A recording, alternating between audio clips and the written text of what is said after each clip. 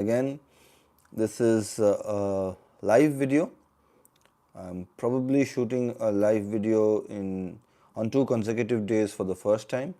This is my second day in Northern Ireland, second full day in Northern Ireland. I reached here on 18th December at around 10:30 in the morning, and today is the 20th December, and as we speak, it is 6:04 p.m. Local time, which is the UK time. And back home in India, I think it's 5.5 hours later, so it's 11:34 p.m. I don't know if my parents are awake or not, but I did promise them to upload a live video every day. So if you are awake, then you can always join and comment. Again, I hope I am audible and visible. So today I did two important things. After having breakfast, which is complimentary or included in the package I've already paid for at the hotel I'm staying in, which is City Hotel in Londonderry or Derry. And after having breakfast around, I think today is Saturday, so the breakfast started at 7:30. I was one of the first people in the breakfast lounge to have breakfast. I had toast. Today I learned how to prepare the toast. This is the first time I did it. I'm ashamed to admit it, but it is the reality that I learned how to toast bread today, and I was able to accomplish that successfully. I had scrambled eggs, I had beans, I had those deep fried potato dishes, which I don't know the name of. I have to do a bit of research and find out the name, but they are really delicious. And I had apple juice. I also had milk, so, and of course water. So then once the breakfast was done, I went for a walk. Today I did not carry too much luggage with me, didn't carry my bag, I just carried the essentials in various pockets that I had. I did understand yesterday that it is incredibly cold here, the kind of cold that I'm not familiar with. So I've got a viewer and a like, that is reassuring. And yesterday with the walk, I understood that this is incredibly cold in the morning. Now my work day typically starts at 8 a.m. and I have realized that with my walking speed and my knowledge of the route, it takes about 40 minutes for me to reach the destination. So to be on the safe side, I should leave an hour before the intended time of arrival at the destination. So today I didn't have to rely much on Google Maps. Today, once I was done with breakfast, by about 8 a.m. I left for the destination, which was the hospital I'll be working in. And as I was talking about and I got distracted, I was aware of how cold it is going to be, and of course in Northern Ireland, as in other parts of the UK, the weather is very unpredictable. So you always have to carry an umbrella with you because you don't know when it will start raining. So I carried an umbrella with me, I wore my suit, and I wore an overcoat on top of that. I think the overcoat is right behind me, this one. So overcoat, and I covered my head with a nice little woolen cap that my parents had packed, which I had actually not really been much willing to carry, but I am very thankful that I have it with me. So that is something which is a point in their favor, a point in the favor of their judgment over mine. So I've covered my ears with the woolen cap, and I have now learned how to tie the king's knot for the muffler, which is a very interesting knot. It really covers the neck in a very comprehensive fashion, and I did not feel any sense of cold in the neck region and in the around the ears, but this part of my face was exposed, and this part of the face, the skin over this part of the face, was experiencing the chilly weather of Northern Ireland in December. So I believe the solution to that is moisturizer and cream, and I'll try to do that. And again, those things have also been happily provided uh, in the luggage by my parents. So then I was out. I was out and about. It was not raining today. I crossed the Peace Bridge. Then I took a right turn from Ibrington Square, and then I took a left. Um, I don't remember the name of the road, but I took a left, and while going to the hospital, the road has a steep upwards incline, so it is slightly difficult to walk towards the hospital from my current location in City Hotel. But I was reassured by the fact that it was a straight line walk, so I didn't have to take any right or left turns. Also, the cars here are incredibly nice. There is no honking, which is something which I am still getting used to. Cars being driven on the road without honking. It's rare. I mean, it's unheard of, literally unheard of on Indian roads. But that is something which I have experienced, and I will probably never get used to cars not honking. But it's a very good thing, and I thoroughly enjoy that. Also, drivers generally stop for pedestrians, which is great. But the system here is, again, something that doesn't exist in India. When you have to cross a road, next to the traffic signal, along the post of the traffic signal, there is this button which you can press. So you have to press the button as a pedestrian and watch the signal on the opposite end. And if the signal is green for go, then you go, you cross the road. So you don't immediately cross the road even if it is completely vacant, although people do that. People do cross the road when there is no car, but I generally tend to press the button and wait. So I kept walking straight, and the interesting detail about the walking path to the hospital is that it goes through a tunnel which is under a major highway, but I was not aware of that. I kept following the road. I missed the tunnel, so I found myself on the highway which did not have any uh, path for a pedestrian.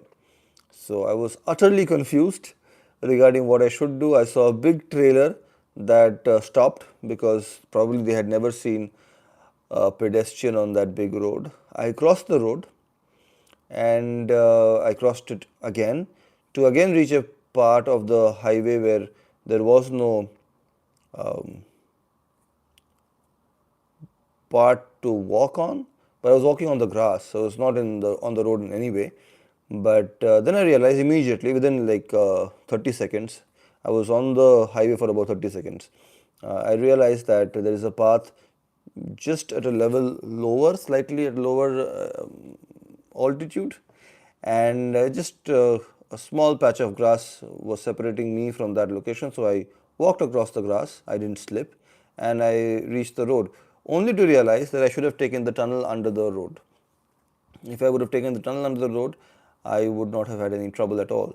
So that's what I did on my return journey, and I've really figured it out now. So you have to keep walking straight after taking the left turn from Ibrington Square, after crossing Peace Bridge, and once you see the tunnel, which is opposite a Tesco, I believe, and once you reach the tunnel, you go through the tunnel, take a right, and then keep walking straight, and then there's a small little path for pedestrians to enter the Olna Gelvin area hospital complex. I believe there is a beautiful building.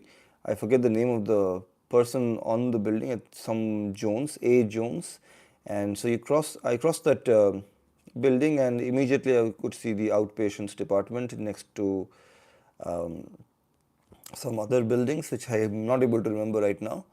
I remember seeing a sign for Macmillan Cancer Support, which is a group I had read about during preparing for MRCS.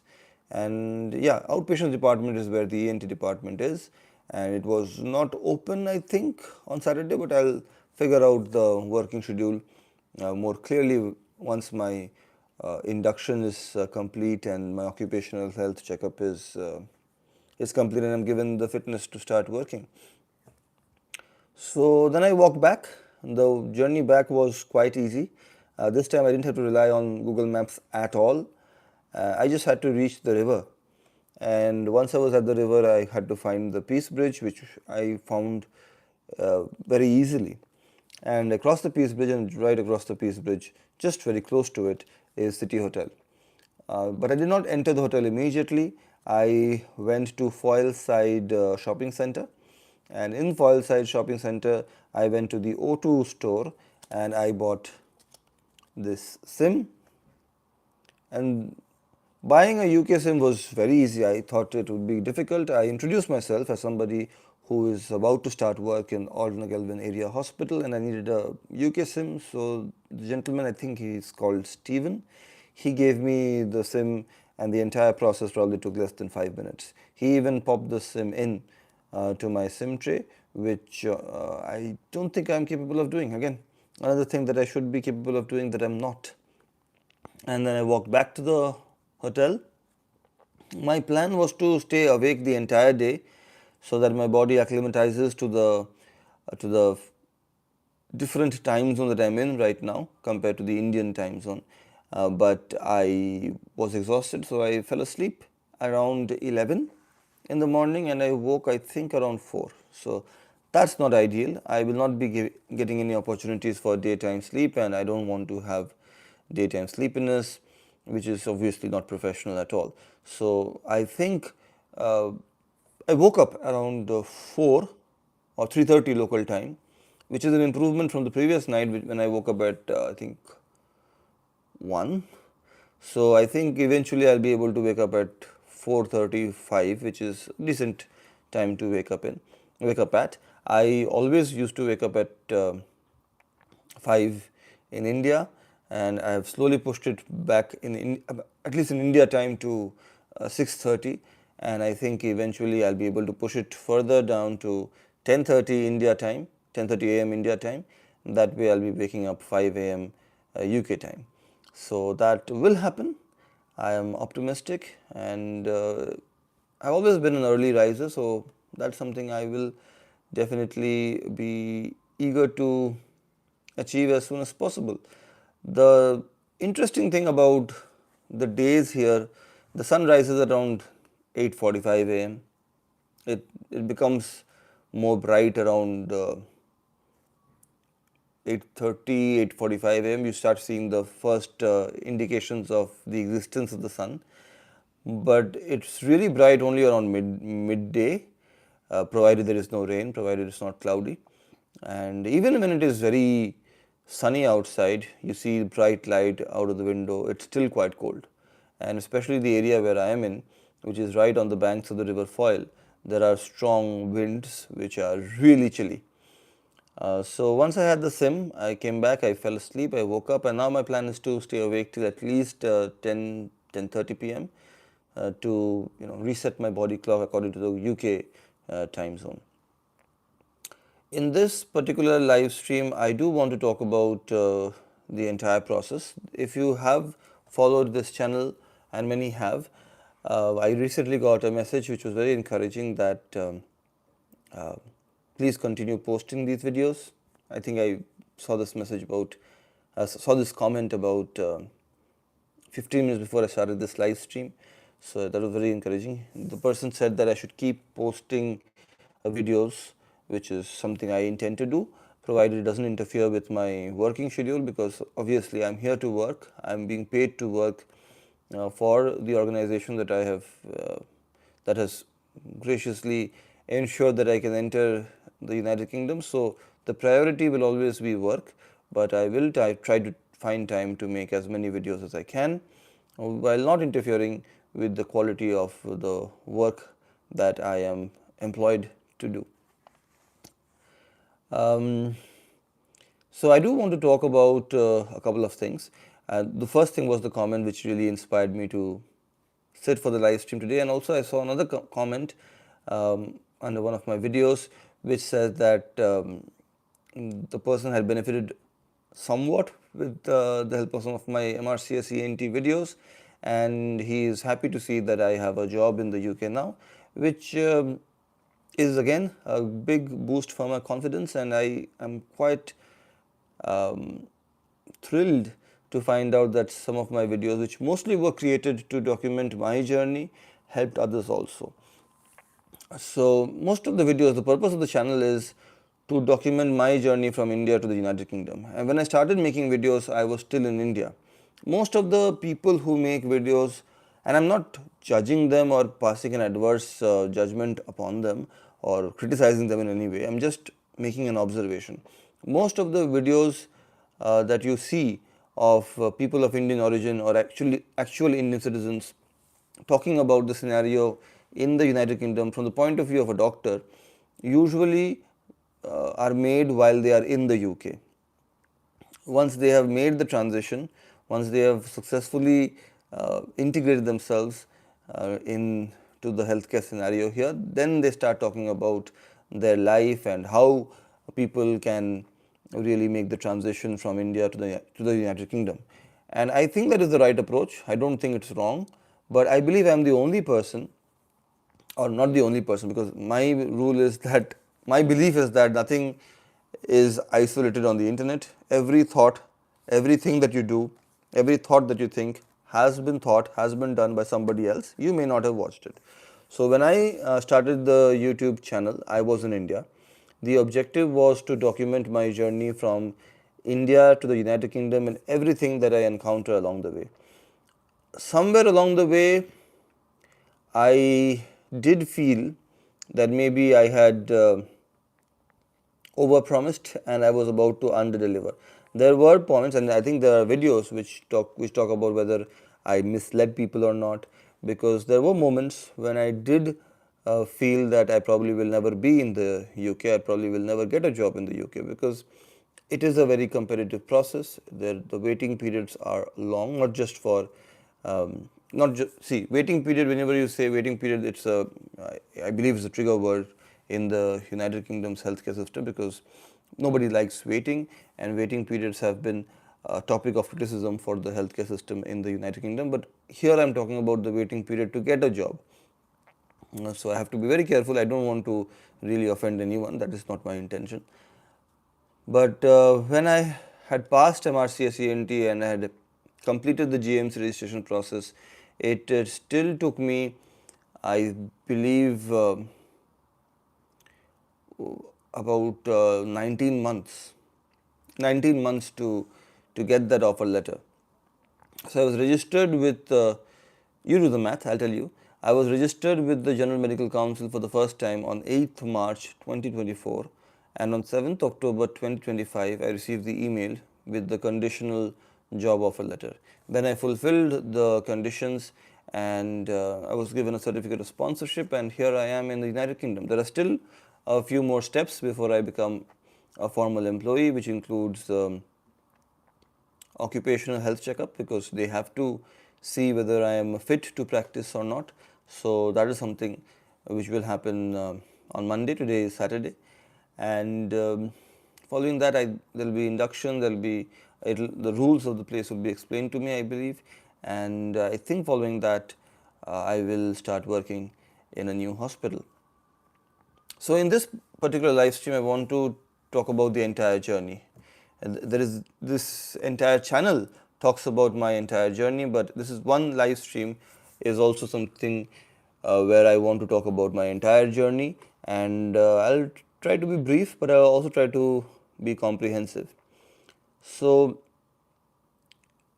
I do not underestimate the impact random events had on me being in Northern Ireland at this moment. And to be really honest, if I have to go back in time and think of the first time I heard about FRCS, I believe it has to be when I found out about Dr. Bidhan Chandra Rai. I think that, why do I talk about FRCS? Because that is the first UK degree I was aware of.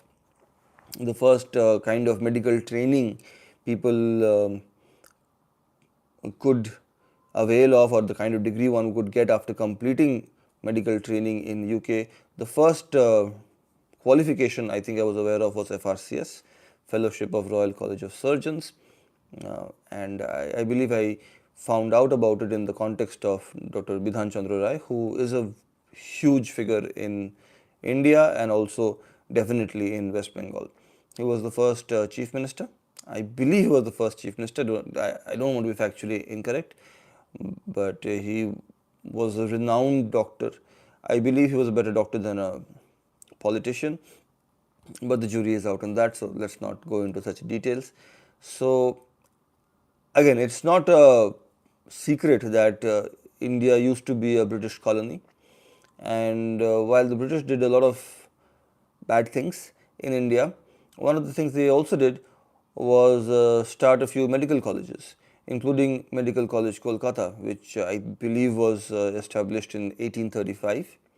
And back then, if I'm not wrong, the undergraduate teaching could happen in India, but if somebody wanted to study further, or as we say in Bengal, higher studies, for higher studies, it was quite common for people to migrate to the United Kingdom to complete their specialization and their training to become a specialist. So there are many people, I would say 3 generations back or 4 generations back, there are many people who did MBBS from India and did their specialist training from UK. That number has, as a proportion of the population of doctors, has shrunk dramatically, because obviously now in 2025 and for the last 50 years, there have been many great medical institutions in India which provide postgraduate medical training, but that was not the case.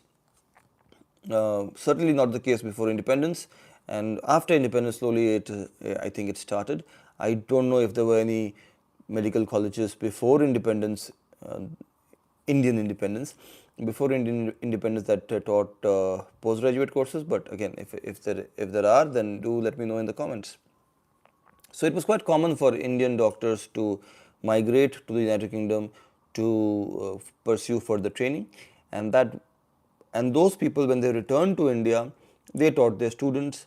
So my head of department in ENT, he was taught by somebody who had completed his specialist training in the UK. He had FRCS.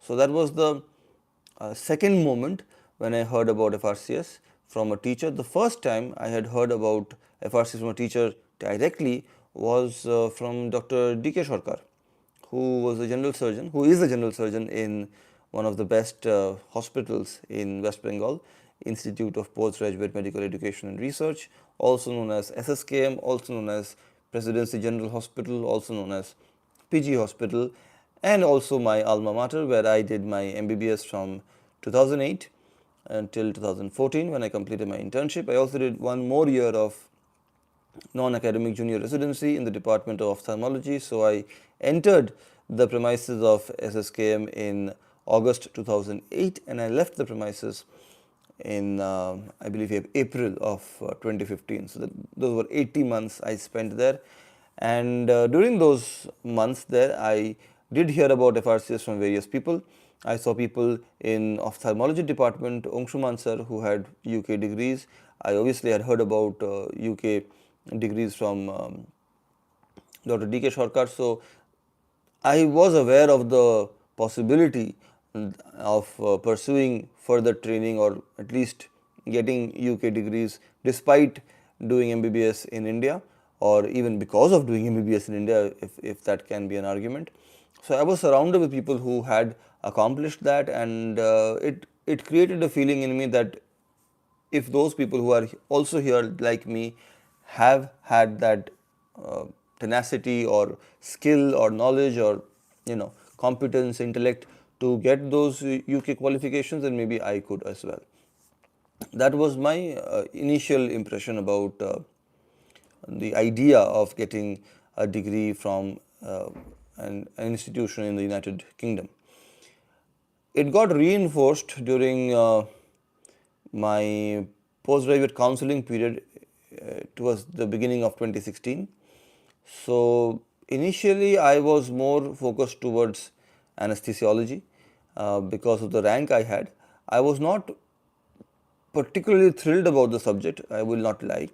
I did like the I did like many aspects of anesthesiology. I liked the fact that anesthesia people do make very important contributions to the health of people, and they are responsible for doing certain things which most other specialists would not be able to do, and deal with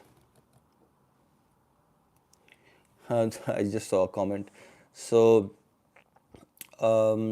yes. So, I have a lot of respect for anesthesiologists because they are able to deal with acute scenarios in a way most specialists would not be able to deal with.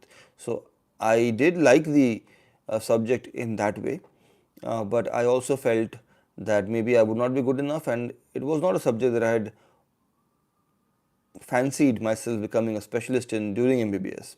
During MBBS, I was always in a dilemma between whether I want to become a physician or I want to become a surgeon, and I believe it's this dilemma which propelled me to choose ENT, because ENT has a very good mix of surgery as well as medicine. So, both of my interests were satisfied when I started pursuing ENT as a postgraduate subject in 2016. I think I started working on 31st May 2016. So, moment I realized that I was going to become an ENT specialist, I started doing my own research, which is basically a fancy way of saying that I did a lot of Google search, G search, and I found out that one of the things one can do after completing post graduation in ENT is pursue MRCS. So, moment I found that out, I was very eager about it, and in 2016 itself, I talked to my seniors in RG Kaur Medical College regarding the possibility of pursuing MRCS, and they were incredibly supportive, but they said that, listen, this is not the best idea. I also wanted to do it, but I think there are other things we should focus on. So, as a obedient junior, I also did not really pursue that during post graduation, which I believe was a mistake upon hindsight, but I didn't pursue it during post graduation. There were people who did bring it up occasionally, and there were moments when we felt that 3 or 4 of us would start preparing for MRCS, but that really did not pick up any steam.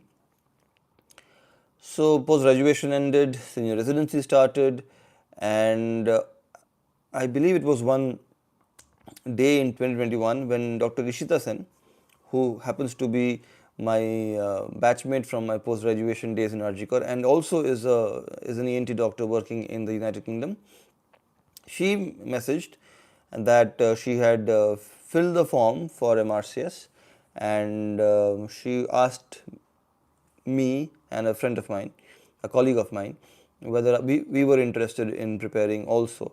And at that time, both of us said no, but the fact that she had applied for it did stay in my mind. And when she passed, I felt that it is a passable exam, because by that time, a lot of my confidence had diminished in terms of my intellectual capacity to pass exams. You keep passing exams, and paradoxically, you feel that it's just tougher with every new exam, academic exam. But I had underestimated myself at that time.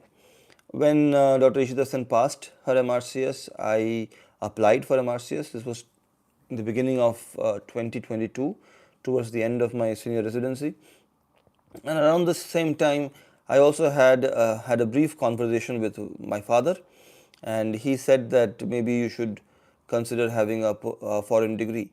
And my mind was also on MRCS at that time. He had highlighted a foreign degree that one of the leading ENT doctors in my hometown of Asansol had, which was an American degree. But I told my father that I'll try to pursue a UK degree, and I have filled in the form for that, and I'm preparing for it. So, that's how the preparation for the exam started. MRCS ENT, as it was known back then. It involved 2 parts, but I did not think of 2 parts at that time. In 2022, I was only thinking about MRCS Part A, which I had booked, I believe, in February, and the date was September of 2022. I don't know if I had booked it or I had mentally booked it, that I was going to appear in it in September. I'm not sure when the window opens, but I was certain that I was going to appear in MRCS Part A in September of 2022, and I started preparing for it in February. How did I prepare for it? I did a Google search again. I asked the question, how do you pass MRCS Part A? So the result that came up at that time was, if you read two of the following three resources thoroughly, then any two of the following three resources thoroughly, then you stand a high chance. You are likely to pass the exam with ease. So these three resources that were mentioned were FOSIA notes, past test, and EMRCS. So I chose past test and EMRCS, and I subscribed to them virtually. I was helped by a radiologist friend of mine at that time who was kind enough to provide credit card details, because at that time I did not have a credit card and I had to pay in pounds. So I was able to register myself on these platforms, and I think I studied more from past tests than I did from EMRCS, but I enjoyed the process. I would study whenever there were opportunities to study between seeing patients, because I had it on my smartphone. So whenever there were no patients in the OPD, I would study. And back then, I believe my work life was such that I could find time to study, which is something which is not possible for many people. So it is, if you are a resident and you have a very busy schedule, then it is difficult to study in the manner I did. So what I subsequently found out for others who may be having a much more busy work life, the solution is to follow MRC SALA, MRC SALAH, who gives a very tailored, tailor-made preparation schedule for doctors, even doctors who are busy. In fact, more so for doctors who are busy. I was not very busy when I was preparing for MRCS Part A. So I appeared in the exam. The center was in Kolkata. And once the exam was done, I felt that I should have read EMRCS more diligently than past test. I even wrote a note to myself that I should have read the Basic Sciences book by Andrew Raftery, which I had not read. I did have the book. I had purchased the book. I had purchased the past test textbooks. I think they are still at home, but they remain unread. I passed both parts of MRCS without reading those textbooks. Obviously, the second part did not require those textbooks. MRCS Part A is what it was catering to, but I had not read those books properly. When I came back from MRCS Part A exam in September 2022, and I was flipping through the pages of Raftery, I found many of the answers to the questions that I had no clue about mentioned clearly in boxes, in highlighted boxes in Raftery. So I did write a note on my smartphone that if I don't, in the event I don't pass MRCS Part A in my first attempt, I should read Andrew Raftery. So, but that need not arise, because I passed MRCS Part A in the first attempt itself, and that is when I realized that I need to appear in the second part now. Now, the second part involved traveling outside India, which I had not done. In fact, at that time I didn't even have a passport. So then I applied. I remember when I went for MRCS Part A, every other examinee had shown passports as their identity documents. I did not have a passport at that time.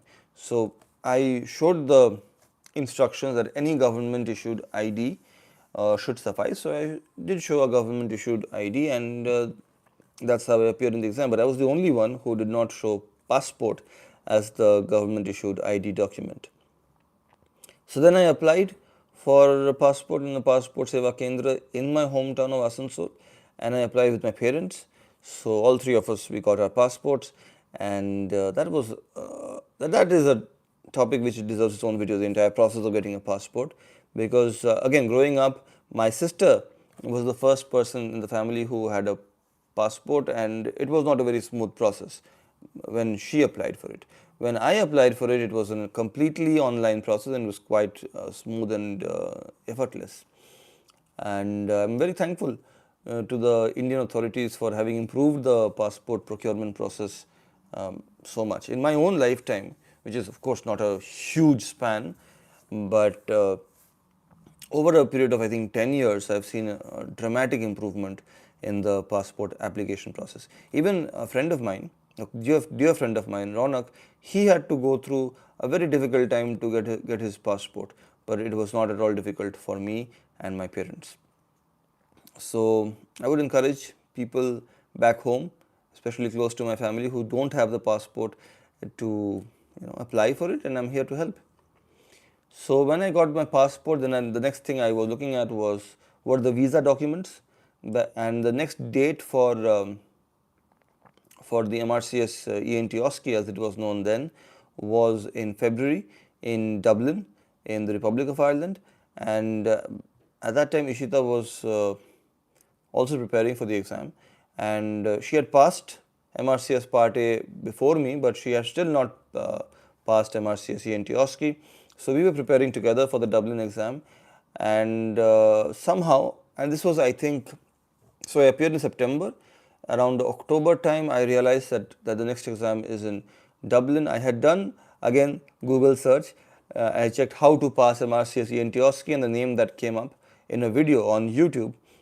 Surprise, surprise. That is why I am on YouTube, because I owe a lot of my success to material I found on YouTube, and I am trying to provide material which can contribute to the success of others. That's one of the main reasons why I make YouTube videos, because some YouTube videos can be very, very helpful. They can literally change lives. My life has literally been changed. I am in a completely different country now. So with that out of the way, so I did do a search on YouTube how to prepare for MRCS ENT OSCE, and I came across a video where Dr. Osama Salim's course was recommended, and I subscribed to Dr. Osama Salim's course. I even asked Dr. Ishita to subscribe to it, and we both started preparing. And but towards when it was time to book the tickets, I realized that I was not completely prepared. I needed more preparation time. And while Dr. Ishita kept insisting that I was ready, I did not go with her, a thing which I believe she still holds against me. And she appeared in the Dublin exam in February of 2023. She passed. I appeared in the Glasgow exam in May 2023, and I also passed. So once I passed, I did not do many things for the next few months. I was just basking in the glory of passing an exam. The trip to Glasgow was daunting, because that was the first time I was traveling outside the country, and I was traveling all alone. I don't think many people travel alone for the purposes of academic exams. They at least have one person to take care of the luggage, because you are constantly worried about the subject, the questions, and you're preparing, and at the same time keeping track of the luggage is difficult. This time when I came here, I had a lot of luggage. I had much more luggage than I carried to Glasgow, but I had all of my attention on the luggage. I didn't have to think about another thing. I did not have to think about, thankfully, passing an exam. So that's what made the trip to Glasgow challenging. And but people in Glasgow were incredibly friendly. I don't think I have met friendlier people anywhere. But people were very incredibly friendly. The exam was very well conducted, and thankfully, I did not have any technological issues. I have come here, and my laptop is acting up. But back then, the laptop was brand new, and I did not have any issues with the laptop then. Many people did. Many people did have issues with the laptop. So now the system has changed. Now you can appear in the exam from your home country, because there's a 10-day gap between the laptop exam and the in-person exam. When I appeared in the MRCS ENT diet of May 2023, the gap between the laptop exam and the in-person exam was 48 hours, and 48 hours is not enough time. It may be enough time. Ishita did do it, but it's really pushing it too close. One delay, one mishap at the airport, one weather event, and the entire situation can really spiral out of control. And that is not the situation that I wanted to find myself in. So I appeared in both parts while in a hotel room, not unlike this, less grand than this. I was in a hotel room in Glasgow when I appeared in the exam. So ever since, whenever I enter an exam, whenever I enter a hotel room, I get a feeling of entering an exam hall, especially if the hotel room is a well organized hotel room like this one. So I passed MRCS ENT OSCE, became a member of the Royal College of Surgeons, and the next thing that was on my mind was I want to go and receive the diploma in person. So I went to London in October 2023 with my parents this time, and I believe it was the first trip to Europe for my parents also, and we had a great time in London. And it was around this time when I really started wanting to work in the UK, because for various reasons. But one of the things that really propelled me was the fact that during the session when we were waiting for our names to be announced, uh, the person sitting next to me, I think her name was Maria, if I'm not wrong. She was from Argentina. She asked me about why I had why I had appeared in the exam, and I didn't tell her that I wanted to work in the UK, because at that time really I did not know if I wanted to work in the UK 100%. I had immense respect for the UK healthcare scenario. Given the opportunity, I would want to work in the UK at any time, but was I prepared to make the transition from India to UK? I was not 100% there. So I gave her a very non-committal answer, and she was like, she said, so you did it only for yourself, just for your CV? And then I felt maybe it's not right. Whenever people see my CV, they assume that I have spent some time in the UK, when practically I haven't. I just visited UK for the purpose of appearing in an exam. I passed it. I went to UK again to get the diploma, which was a proof of having passed the exam. I did a bit of tourist activities, and that's it. I never worked in a hospital in the UK. So I feel that I'm sending a wrong message to people back home in India when they see Royal College of Surgeons qualification. They assume that I have experience of working in the UK, which I did not have, which I now will have, and that also propelled me to uh, thinking that I should work in the UK. And I do have plans which I don't want to talk about here, because why should I talk about my plans? But I do have an immediate goal of integrating myself into the workplace and being good at performing the job I have been hired for, and I want to learn about it as soon as possible and be able to deliver as is expected from me, and maybe exceed the expectations if possible. So long term, I don't know if I want to stay in the UK or not. It's too soon to say. I'm taking it one day at a time. But yes, I have immense respect for the consultants in the NHS in the UK, and many of them, as I said a while back, were teachers. Some were teachers of my teachers, so I completely understand how much of knowledge consultants in the UK have, and if I can become a consultant in the UK, I think it will be the crowning achievement of my career.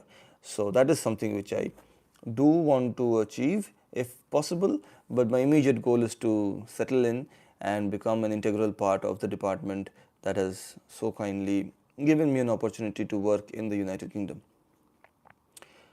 So then when I returned from London after having received the diploma, I decided that I do want to start applying for jobs, and I realized that in order to apply for jobs, one has to be registered with the General Medical Council, and in order to be registered with the General Medical Council, being a member of the Royal College of Surgeons of England was not enough.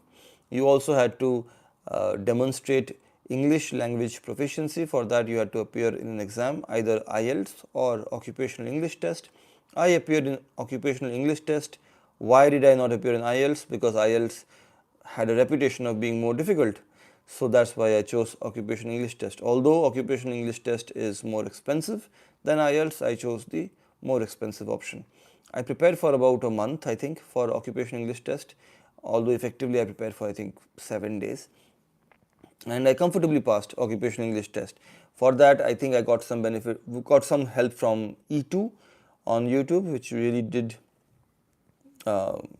really did help, and but that was just about it. So once I passed occupational English test, I started the EPIC verification process, which took a long time. I believe I have documented that journey on this YouTube channel. I completed EPIC verification. I got the certificate of good standing from the West Bengal State Medical Council, and then I applied for GMC registration, and I got the registration in 3 days. I think I applied on 5th March and I got it on 8th March. So that was a very fast process. I had heard stories about GMC taking 30 days or sometimes even rejecting applications, but for me it was a very seamless process. So I'm very thankful to everyone who helped me along the way. And I got a lot of help from YouTube videos, and there were extremely well made videos. Dr. Waji's videos come to mind, and various other videos also. UK Dreamers is a fantastic channel which I follow, and it really gave me a lot of confidence regarding making the move from India to the United Kingdom. So then once I was registered with General Medical Council, I felt the difficult part was over, but boy was I in for a surprise. The most difficult part so far has been the process of getting a job, and I'm very thankful that I was able to secure 3 interviews, but securing each interview was a process which was incredibly difficult. I kept applying. I think we've talked about it with Dr. Prisa Ghosh in a different video, that each job application for a trust in the United Kingdom takes about an entire day. If you want to really put in a good application and not do it in a half-hearted manner, if you really want to make a good application, submit a good application, then it requires an entire day to really do justice to the application. And I have applied, conservatively speaking, to at least 110 or 120 organizations, and then I was able to get interviews, and I didn't succeed in my first interview. I have to admit that. I had resources to prepare for interviews. Dr. Osama had provided resources, and I did read them, but I did not deliver in the interview to the level I was expected to deliver to get the job. So I did not get the job. I did not get the job in the second interview also, but I got the job in the third interview. So I'm very happy for all the opportunity that were provided to me. It could have been possible for the people interviewing me to decide that if you have not succeeded with us for the first time, people do have access to previous data, and the fact that I got 3 opportunities, I am extremely fortunate. I consider myself extremely fortunate that I was given 3 opportunities, and I'm very happy that I was able to successfully land the job, and now I'm excited to start working. So the period from 8th March till, I would say, 7th October, 8th March 2024 to 7th October 2025, the year after, this entire 18 months, 19-month period was full of highs and lows. When I started applying, I felt that I would get interview calls from every job application because I was really proud of my applications. But I realized later that people from all over the world were applying, and it was extremely difficult for trust to sift through the applications and decide who is the most valuable candidate. So I want to believe that it was the volume of the applications that really was the reason why I was not getting interview calls, because I didn't see much lacking in my resume, only to realize that there were things that were lacking in my resume which were pointed out to me by Dr. Soimejo, and then I tried to redress that by doing ATLS course, by doing the Teach the Teacher course, So those things did embellish my CV, and then I got an interview call, and the interview call I had after doing all these courses was the interview call which resulted in me getting the job for which I am in the United Kingdom right now. So that's my complete journey, and along the way there were people who supported me, who said that it will happen, you will go to the UK soon. And special mention I have to make of Dr. Dharitri Mukherjee. Dr. Dharitri Mukherjee helped me a lot to prepare for the interview during Durga Puja. Durga Puja, to give some context to people in the UK, is like Christmas, but unlike Christmas, everything is not closed. Although everyone is celebrating, there's a lot of din, lot of noise, lot of celebration, lots of people on the roads, but some places do stay open. But that's not the case in the UK, from what I've understood. From 24th December till 1st January, everything is closed. All establishments are closed, which is also good, because everybody deserves to to have time with the family during the festive period. So during Durga Puja, Dr. Dhuritri Mukherjee found time to help me prepare for the interview. She would sit with me for hours virtually and point out the mistakes I was making. And if not for the contribution she made by pointing out the errors, she was my student at that time, and she was pointing out, actually she had passed her exam, so she was not technically my student, but I have seen her through her postgraduate days, so I always have a feeling, teacher student feeling with her when we are talking about academics. But the tables were turned. In this situation, she was the teacher, she was pointing out my mistakes, and if she had not pointed out those mistakes at that time, I had a 7-day window for preparing for the interview. If she had not pointed out the mistakes, I probably would have repeated them during the interview and I would have been rejected once again. So I'm very grateful to Dr. Dhritri Mukherjee for the time she was able to devote. It was extremely boring for her. She was struggling to be awake, but she soldiered on. She stayed awake. She put me through the paces, and if not for the grilling that I received from her, I would not have succeeded in getting the job that I did eventually get. So I'm very thankful to her. And I'm also very thankful to the people who interviewed me because they were extremely kind. They were patient enough to understand my style of speaking, and I hope I was able to get my points across. And I also want to thank the people who I came into contact with after getting the job offer letter, especially the people from the United Kingdom who have been supporting me throughout the process. Because once you get the conditional job offer letter, as the name suggests, you have to fulfill certain conditions, which basically talks about providing certain documents. And some of these documents are easy to provide, some of these documents require a little bit of procurement. So you have to go through a few steps to get those documents. So I was able to provide most of the documents very easily. Police clearance certificate is a document you have to apply for, which I believe I've talked about. If not, I will make a video about that. So TB certificate again is something you have to apply for, and there are designated TB test centers in India. You can only get certificates from those centers to be able to get a skilled worker visa for United Kingdom.